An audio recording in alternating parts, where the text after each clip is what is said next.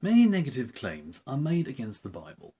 The claim that it's false, misleading, promotes slavery, genocide, blood sacrifices and incest, among many.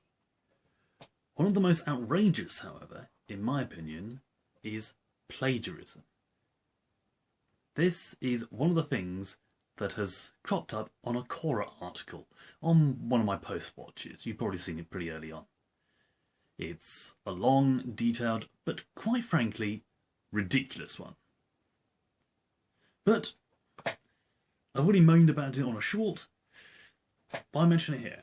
Well, I'm going to do something about it. I'm a warrior. I'm going to address this on their terms.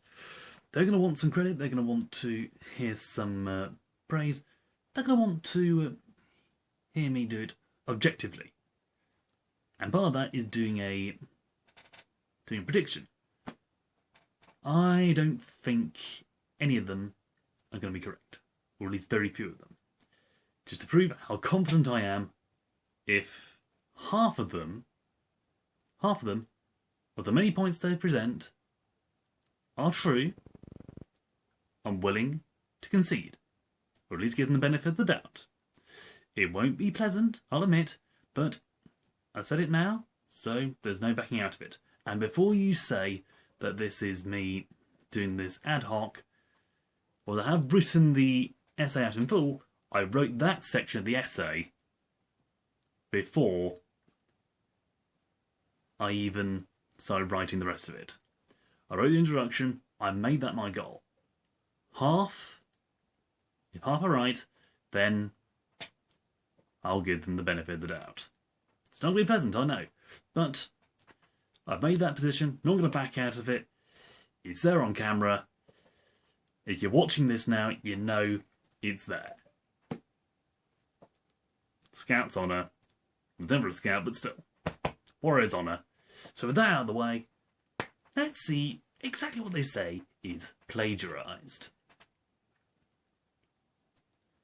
Well, there are lots of things they say are plagiarised. The classic ones are the myths that Jesus was supposedly based on. Other channels like Inspiring Philosophy have already done many videos debunking this, but I'm going to give them a rundown, or at least the ones on the list in the article. Specifically starting with those supposed virgin births, of which there are quite a few apparently.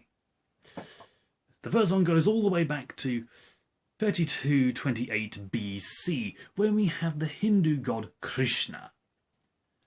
Unfortunately, his mother, Devaki, was certainly not a virgin, and his father was named as, and I know I'm going to butcher the pronunciations here, so I do apologise, Vasudeva, yes.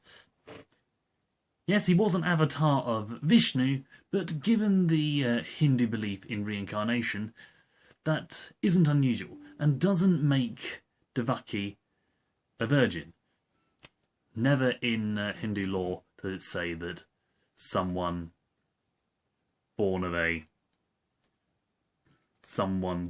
avatar of God is born of a virgin. No, that's never how it's suggested in any law.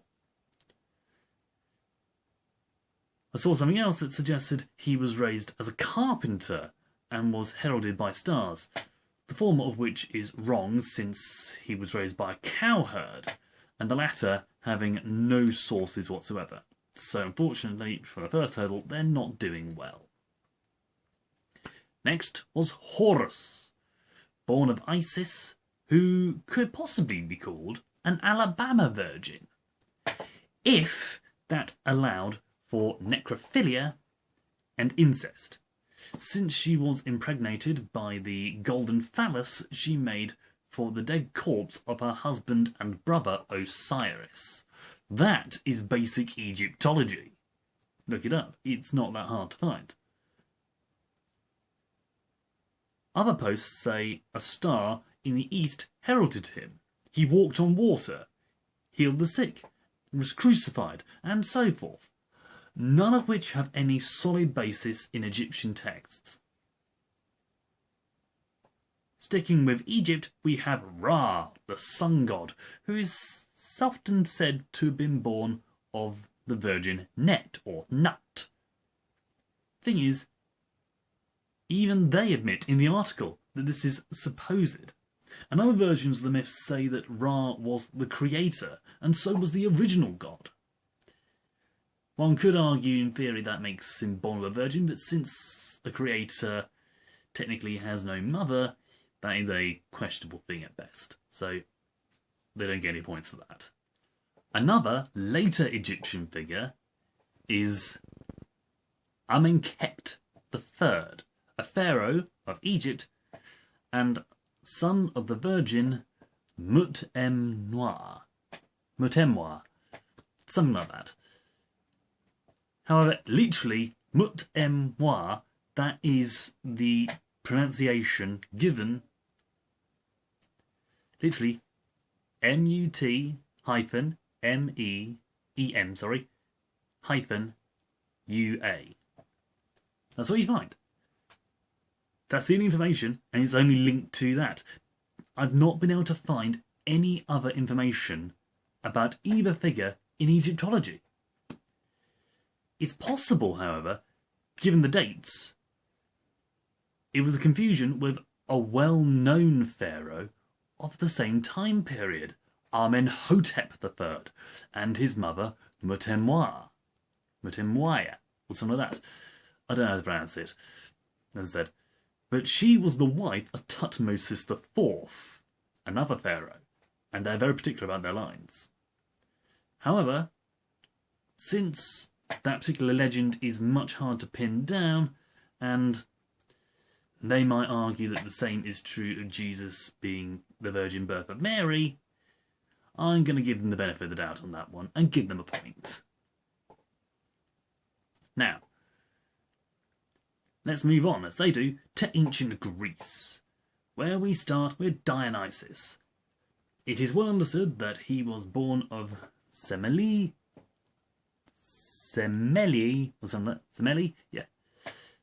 and Zeus. But anyone who knows Greek mythology knows that children of the gods tend to be conceived in a more natural way. And the couple in this instance, noted by Hera herself, the mother of the wife of Zeus, they were noted to be lovers, with all that entails. Being the god of wine, he is naturally associated with it, and being noted as a demigod, he would also be referred to as a holy or divine child, as raised by the nymphs. Since these were both mentioned in the article, I'll allow them both. So that's another 2 points. You'll find that's a theme in all Greek myths, that it's a natural conception. All except one, which is Attis, the Phrygian Greek god born of Nana. This is different because his generally accepted father was a god I can't pronounce. I'll try my best. In Greek, it's Egeistis, and in Phrygian as Cybele, or something like that. Yeah. Now, in Greek lore, he's known as a hermaphrodite who removed their male genitalia, which became a tree, from which Nana ate, thus conceiving Attis. Another questionable one, but since the Phrygian myth suggests it was oral sex of a sort that resulted in the birth from the typical sex, I'm going to give them this one, so there's no point denying that. There is also a link to him being reborn, so they get a point for that one as well. Moving on to Rome, and its founder Romulus, and the first thing that crops up whenever we search it in Google is that Romulus was the son of Mars, the god of war, both he and his brother Remus. His mother, Rhea Silvia, was said to have fallen in love with Mars, and the rest can be worked out from there. So she most certainly was not a virgin, so not after Mars dealt with her. Bacchus now to Buddha Gautama, the original Buddha, he who founded Buddhism. Now, before I did any research on this, my basic understanding of the story was that the young prince who became the Buddha was sheltered by his father in the palace, hiding him from sickness, from old age, from death even. Since it was his father that did all that sheltering, that would automatically discount his mother from being a virgin, since, well, how do you know he's the father after all? Double checking proved that his father was, again, gonna fudge this, I know, Suddhodana, yeah. And his mother, Queen Maya, was not a virgin at all. Going back to Greece, Perseus is the next virgin birth, apparently, only to be admitted to be the son of Zeus in the article, and we know where that's going. Where shall we go from here? Another was Mercury, or Hermes, who was, among many divine deities, the patron of shepherds and the watcher of flocks. Whilst there's no reference to the Good Shepherd, I'll give him the point for that one because, well, when you start mentioning sheep, shepherds are bound to crop up at some point. For some reason, Alexander the Great was mentioned. Though his father was well known to be Philip II of Macedon, the Macedonian line did claim ancestry with the Greek pantheon, so there's that. But that's nothing unusual there. Plato is said to be the same, and apparently to be the son of Apollo, but that is shown to be Austin of Athens, and his mother, unfortunately, was not a virgin, so that cancels him out. Others mentioned in a rush were Aeon's miraculous birth. Sources are limited and given different answers, but I'll give them a point for that one because some do mention a virgin birth. Adonis being reborn, that is true, so I'll give them that one. Osiris, his death and rebirth, because he was the god of the he became the god of the underworld, so I don't think that really counts. And references to Jesus being a hero and listing 3 of them. This falls down on 2 accounts. Jesus was not a hero in the understood sense at the time, and was actually seen more as a saviour or a martyr rather than a hero. The nearest connection of the 3 given, which included Adonis, surprisingly enough, was Asclepius, the physician of the gods. But I'm going to give them a point for that one because Jesus is also known as the great physician, and therefore nearest to Asclepius. A similar post was put up on Facebook too, drawing comparison between many of the same and Jesus. The only one not mentioned on this main list was Mithras, or Mithra. Then again, one look at the legend and you can see why, since he was born of a rock, not of a woman, virgin or otherwise. Further attempts to link him with Christ include having 12 disciples, when he has never been shown to have any, dying and resurrecting after 3 days. He was never said to have died, and being born on December 25th. No date was ever given for his birth, only implied when the cult of Mithras celebrated his birth. What was it, the birth of the unconquered sun? Something like that? Around Saturnalia, which, according to some people, is actually a Romanization of the earliest Christmas celebration. So unfortunately, Mithras is not Christ. Has no connection to him whatsoever, apart from that. But that is tangential at best. So no point there. Now, where does that leave us? Well, I'm being very generous. Seriously, I have. Taking note of everything. They made 31 points. Out of that 31, they made 9 correct. 9 correct points. Only 9. But can the big plagiarism of the lot win the Battle of the Histories? Well, the first thing they put in the article was the Genesis story next to the Greek creation story, and made their position on it clear. In their eyes, it's a blatant copy, with Genesis copying plainly from Greek mythology. However, if I was to put them to one side and then put the scientific model of the start of the universe from what might have been before the Big Bang to the creation of the Earth's oceans, and look at those lists side by side, it too looks like it's a copy of one or the other. If one is to be held as true, then the others must be copies, or at least based on similar information. I thought I'd briefly cover the explanation of this, because it's far more than just those basic lines. So I brought up the Khan Academy, basically history of origin stories, and it's brought up not only the Greek mythology origin story, but also the Judeo-Christian and modern science. Well, it's got quite a few. I'm going to focus on those because that's what we're focusing on in the video. Literally, starting from the modern science version, in the beginning, as far as we know, there was nothing. Suddenly a single point of energy bursts forth. Gradually energy cooled down to become matter. So it's literally chaos becoming solid. If we go to the Judeo-Christian, it says, in the beginning, when God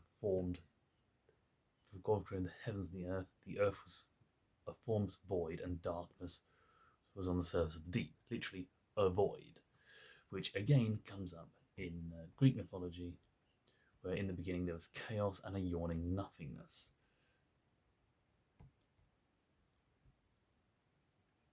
According to the modern science version,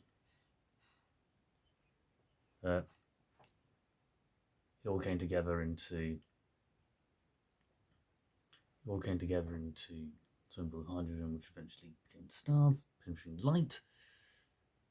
Judeo-Christian, and the Lord said, "Let there be light," and there was light. He separated the light from the dark, which could literally be seen as something being put between it and the sun. Take that, what do we have? Out of that became Gia. This version doesn't actually mention Nyx, the night goddess, so I need to look that one up. But we can assume that out of chaos came Nyx, separating day from night. If we go back to the science version, all the heavy elements came together to form the Earth, which cooled down enough to allow water to form. According to the Judeo-Christian version, let the water under the sky be separate, be gathered into one place, and let dry ground appear. Was that great? The land and the sea. Well, yes, that was in the taking a look further back, I missed that bit. Let there be a dome between the waters to separate water from water, sky from the sea, hence forming the water.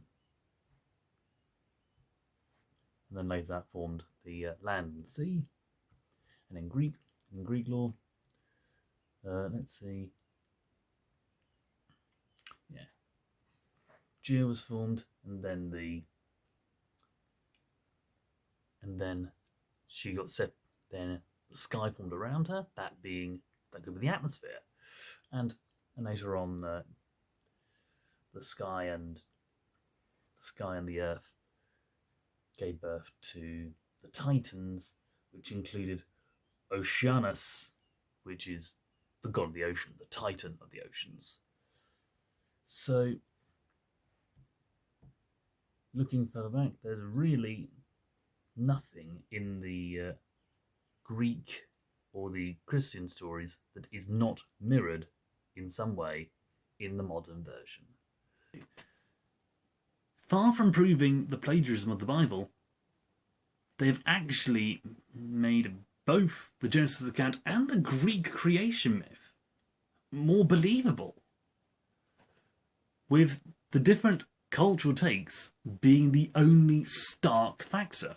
One being scientific, looking at the system objectively. The other being a vision given to an earthbound man. The other, and another, known for anthropomorphizing many aspects of the world.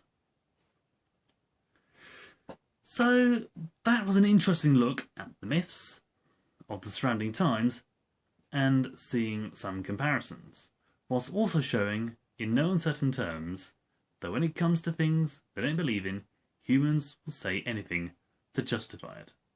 Regardless of your viewpoint, if you don't learn about the thing you're trying to present, you're not going to get anywhere. You're not getting any points for it. In fact, the final tally still remains, if we're just going to be generous and keep it as is, 9 out of 31. If we're going to be uncharitable and take the whole list of things said in that article, it's more like 40, but when compared to the scientific model, it's an original source with two different viewpoints, not anything to do with plagiarizing. Just because Christ's story isn't unique and has similarities to others doesn't automatically render him mythological. Much like politicians not obeying their own laws is such a cliche that it would make them seem all irrelevant in history. History is known for repeating itself time and again. Interestingly enough, The Simpsons has never disproven anything, and some of its stories have even come up in real life, like, say, 9/11, or even Trump being elected. Does that mean they never happened? I don't think so, somehow. So all we've learned is that humans will do their best to disprove what they don't believe in. And when they don't pay attention, they fail.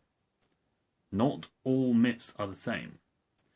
Few of them are anything like Jesus Christ, the legend, our living Lord, our friend, but most certainly not a myth.